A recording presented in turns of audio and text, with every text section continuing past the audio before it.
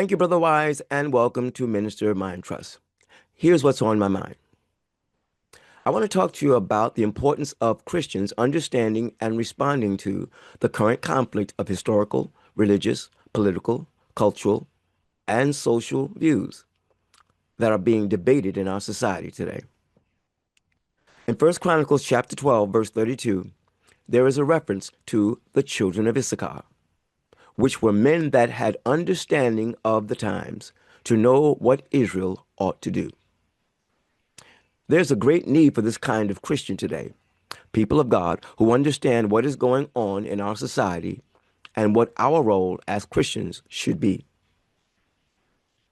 In Matthew chapter 16, verse 3, Jesus rebuked his audience for not being able to understand the times, saying, quote, "O ye hypocrites, you can discern the face of the sky, but can you not discern the signs of the times?" Unquote. The Apostle Paul also admonished believers in 1 Thessalonians chapter 5, verses 6 through 8, not to be guilty of sleeping when they should be awake and alert about what was going on around them. Quote, "Therefore let us not sleep as do others, but let us watch and be sober. For they that sleep, sleep in the night, and they that are drunken in the night. But let us who are of the day be sober." Unquote. 1 Peter chapter 3, verse 15. Peter tells us, "Sanctify the Lord God in your heart, and be ready always to give an answer or defense to every man that asks you a reason of the hope that lies within you, with meekness and with fear." In our society today, there is a conflict that is eating away at the very stability of our way of life. But the conflict is not simply about politics or culture, though it does influence and is reflected in both. The conflict is really about worldviews. It is a battle over truth and righteousness versus evil and wrong. It is about the lies and the deceptions of ungodly people and their desire to control the thinking and freedom of the masses. Unless people understand this, they will continue to be pawns under the control of such people who seek to dominate their way of thinking and their actions. And this is evident in the common divisions that are occurring between families and friends. So many people are sadly being infected with this toxic cancel culture mentality that we need to step back and take a good look at how we can avoid being a part of the problem, but rather become a part of the solution. But to do that, we have to know how to properly deal with our family and friends who hold different views from us. When dealing with family and friends who hold different views from you, it is important to first maintain an attitude of respect and patience. Second, you need to know how to determine if they are sincere in their views or if they are intentionally seeking to mislead or just defend their bad convictions. Now, just to say that to some people, it is offensive. Why? Because in their mind, to question anyone's sincerity is politically incorrect. But that conclusion is irrational, since being sure of someone's sincerity is necessary to avoid wasting your time. So, what are some of the important things to know about getting people to see the truth? I conclude with these 7 quick suggestions.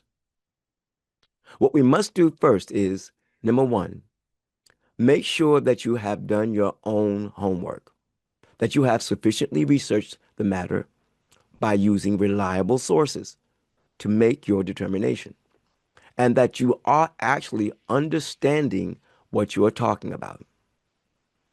People who fail to do this only add to the problem and to the confusion. Number 2, make sure that you have reliable supporting evidence for what you are defending and claiming. Don't just assume that your source is reliable because it is popular or because it is from major media. First, establish your source's level of credibility or conflict of interest. and then use your source or not with that knowledge in mind. Number three, be courteous when communicating and allow your opponent to complete their thought, and insist that they give you the same respect that you give them. If they refuse to do so, you should politely exit the conversation to avoid wasting your time with someone who is apparently not interested in getting at the truth. You see, some people only want agreement and not truth. Number four, make sure that you are clear and brief. Get straight to the point and do not overstate your point. And try not to complicate your comments with unnecessary terms and big words. And always be sure to define how you are using your terms. Number five, pay careful attention to how they respond to your points that you make, and only reply to what they actually say and not what you think they are trying to say. This will put the blame on them if any confusion arises. Number six, always acknowledge when they have made a correct point. This demonstrates that you are not closed-minded. Being unwilling to acknowledge an actual good point is prideful and counterproductive to any kind of discussion. And finally, number seven, keep in mind that your goal is to win them and not to offend them. Now, while avoiding offending people may not be possible if they are unreasonable, you must still do your best to not intentionally offend.